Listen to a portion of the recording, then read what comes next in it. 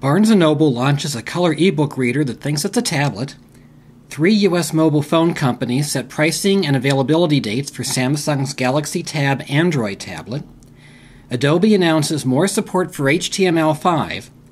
Apple becomes the world's 4th largest mobile phone company, and more on this week's edition of the Feldman File.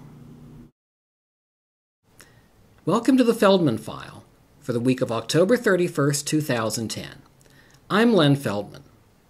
Let's review the news from last week. Last Tuesday, Barnes & Noble announced its new, top-of-the-line ebook reader that might also be a tablet, the Nook Color. Here are the key facts and figures about the device. The Nook Color will be priced at $249 in the U.S. and will be available in stores and online on or around November 19th. In place of the dual e-ink, electrophoretic, and smaller color LCD displays of the current Nook models, the Nook Color has a single 7-inch LCD color display. The reader is a ½ thick. The processor is an ARM Cortex-A8, but the processor speed hasn't been released by Barnes & Noble. It's got storage for 6,000 ebooks, plus a microSD slot for additional storage. Somewhat surprisingly, it's Wi-Fi only. A B&N spokesperson said that 3G was left out to keep the cost down, although it could be added in a future version. The Nook Color runs on Android, but B&N didn't specify which version. It also doesn't run Google's own Android apps, and it can't access the Android market. B&N has written its own API for application developers, and Pandora, Lonely Planet, and Dictionary.com have already developed compatible apps for the Nook Color. There are several new social networking features in the ebook reader. Users can recommend ebooks, newspapers, and magazines on Facebook and Twitter.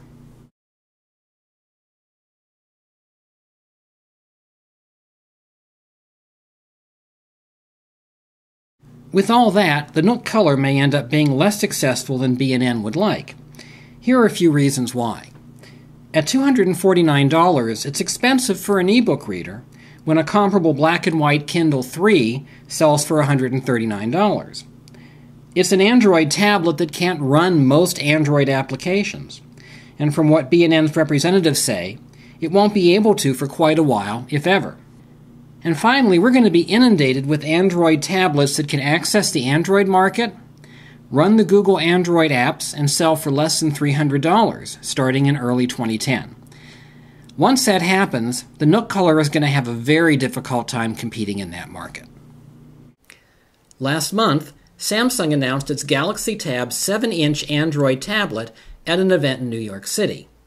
However, they refused to say anything about price or availability. They left that up to their customers, who are the mobile service providers. As of last week, the U.S. market price of Samsung's Galaxy Tab 7-inch Android tablet has been set by 3 of the 4 biggest service providers. T-Mobile and Sprint will both sell it for $399 with a 2-year data contract, while Verizon will sell it for $599 without a contract. AT&T hasn't yet announced its price. Keep in mind that each company has different prices for its data plans, so depending upon how you plan to use the Galaxy Tab, you can save money by choosing the right combination of prices for the tablets and data plan. For example, if you're going to be a light user of data but you want continuous 3G, the lower-priced T-Mobile plan would probably work better for you. On the other hand, if you're going to be a heavy data user and you want continuous 3G, the high-end Sprint plan is probably going to be more cost-effective for you. Adobe held its annual Max Developers Conference in Los Angeles last week and made a number of announcements. The company announced a new feature in Dreamweaver CS5 to enable web designers to create web pages that use a combination of HTML5 and CSS3 to work properly on smartphones, tablets, and personal computers.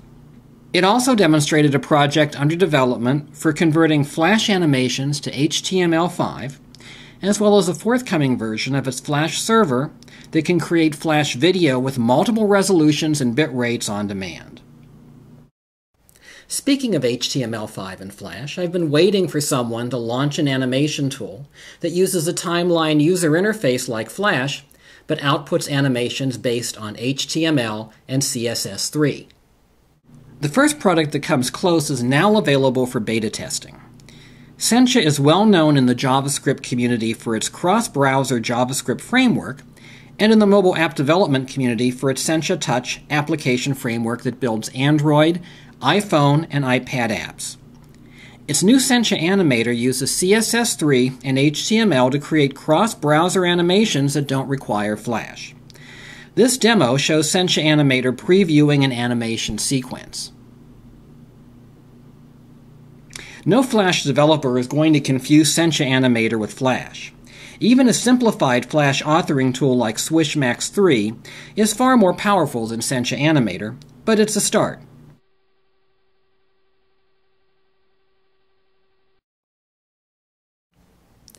Roku is known for its set-top boxes that were originally designed by Netflix. Last week, the company announced that it's licensing the hardware and firmware for its set-top boxes to consumer electronics companies. Netgear is the first licensee. They've basically repackaged the new Roku XD and are selling it through retailers including Best Buy, Radio Shack, and Fry's. For consumer electronics manufacturers, it'll cost much less to implement Roku's architecture than Google TVs in their HD TVs, Blu-ray players, and set-top boxes. Consider that the cheapest Roku set-top box, the HD, sells for $59.95 direct from Roku, while Logitech's Review Google TV-based set-top box sells for $299.99. Roku already supports Netflix, Amazon Video on Demand, Pandora, Major League Baseball, Vimeo, SiriusXM, and many other content providers, and will soon support Hulu+.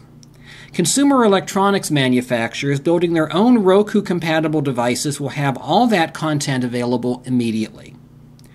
Roku may not show up in as many places as Netflix, but is probably going to show up in a lot more places than Google TV.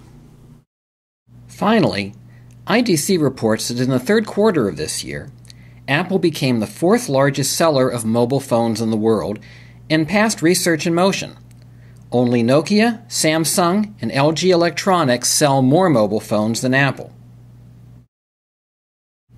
As you can see from this chart, Apple just sneaked past RIM in unit sales in the third quarter. Nokia still has an enormous overall lead, but Samsung is catching up quickly. Samsung's year-to-year sales grew by 18.6%, while Nokia's grew less than 2%. LG Electronics actually declined. Even though Apple passed RIM, RIM still had almost 46% year-over-year growth, which is very impressive until you consider that Apple's year-over-year growth rate was almost twice as much, at 90.5%. That's it for this week's edition of the Feldman File. The blog is updated all week long, and you can read it at feldmanfile.blogspot.com. Again, that's feldmanfile.blogspot.com. If you have a comment or question about the show, I'd love to hear from you. The email address is len, L-E-N, at feldmanfile.com. Again, that's len at feldmanfile.com. You can also follow me on Twitter. My handle is Len Feldman. That's all one word, L-E-N-F-E-L-D-M-A-N. I hope you can join me next week for another edition of the Feldman File. Until then, this is Len Feldman. Thanks for watching. The Feldman File is a production of Clemfarb eBook and New Media Consulting. Contact us at www.clemfarb.com.